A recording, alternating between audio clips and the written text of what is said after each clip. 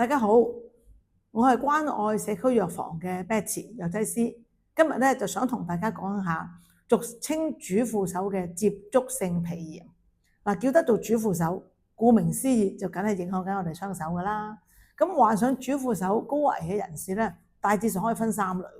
嘅。第一類咧就係從事一啲經常需要洗手嘅行業㗎，好似剪頭髮啦，或者醫護啦，又或者係經常都要做家務洗水嘅朋友。咁水咧係會帶走我哋嘅皮脂嘅，令到我哋隻手咧就變得乾燥。